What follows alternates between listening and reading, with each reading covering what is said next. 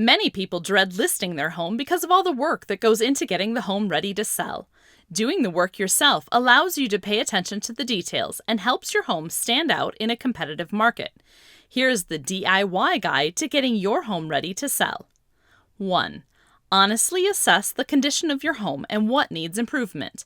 Make notes on projects, repair, paint, etc., each on a separate sheet or file. Here are a few examples of what to look for in each setting. A. Exterior.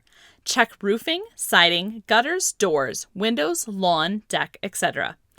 B. Interior. Check all elements of each room for condition and appearance. C. Mechanical.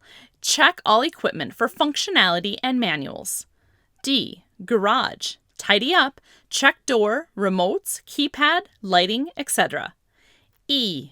Other buildings. Check other structures for needed repair or cleaning. 2. Color code projects on each page for priority and who will do the work. 3. Declutter and create welcoming spaces for prospective buyers. 4. Clean, organize, dust, vacuum, and maintain cleanliness for showings. 5. Prepare for showings. Clear counters, turn on lights, keep it fresh and tidy. For helpful tips on how to buy, sell, or invest in real estate, please visit homia.com.